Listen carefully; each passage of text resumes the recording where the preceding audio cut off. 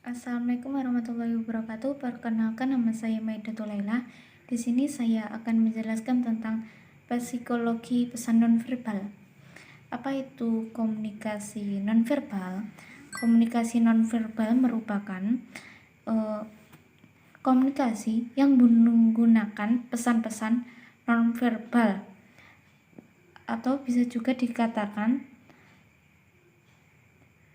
pesan yang menggunakan tanpa kata atau bahasa yang dikenal dengan istilah bahasa diam.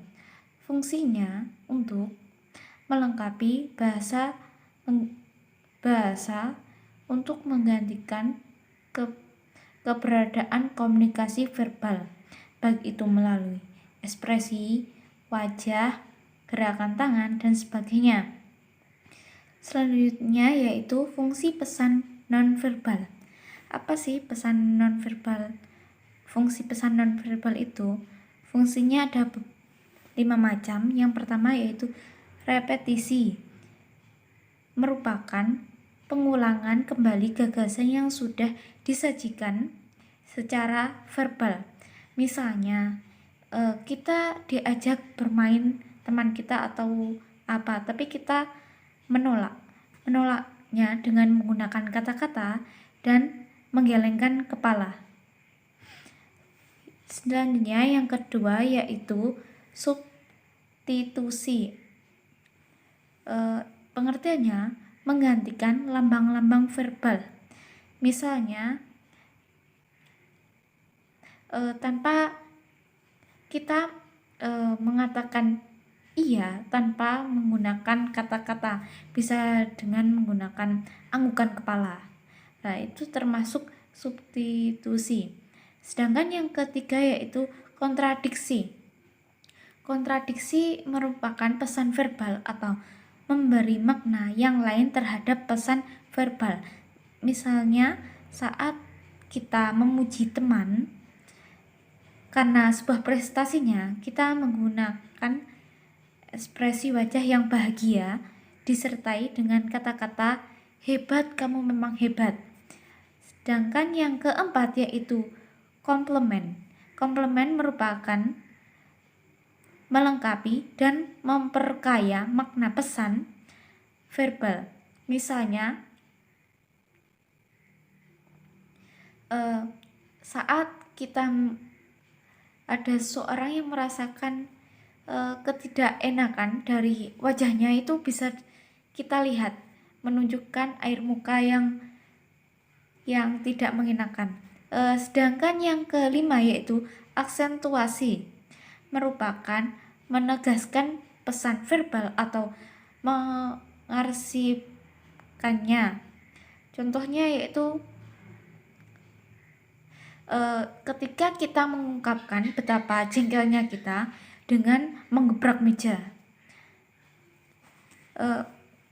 Selanjutnya yaitu bentuk komunikasi ini dengan bisa menggunakan gerakan isyarat atau bahasa tubuh, bisa juga dengan ekspresi wajah dan kontak mata.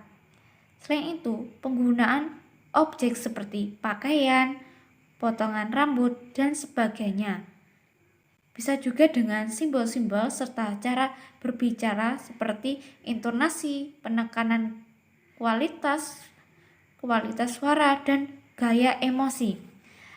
Contoh dari komunikasi nonverbal itu bisa berupa sentuhan. Sentuhan itu bisa berupa saat kita bersalaman, kita menunjukkan betapa kita menghormati orang tersebut dengan bersalaman dan sebagainya.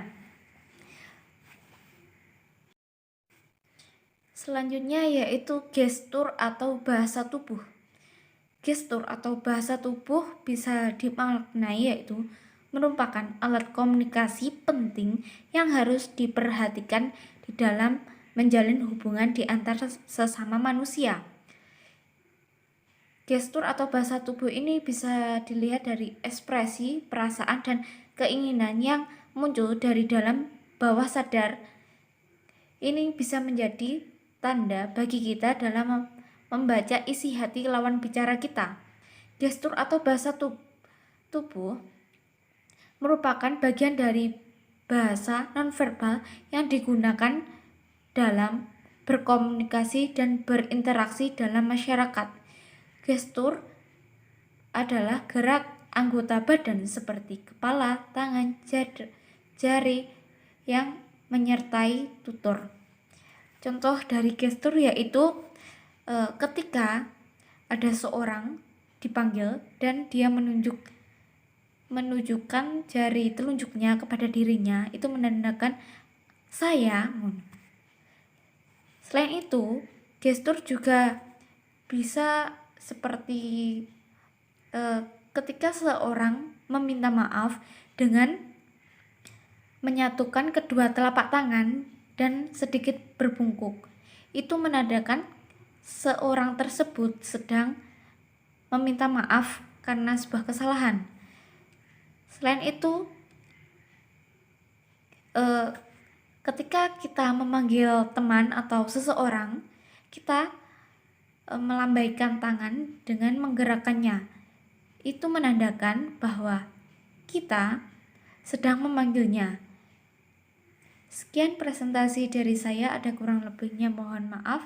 Wassalamualaikum warahmatullahi wabarakatuh.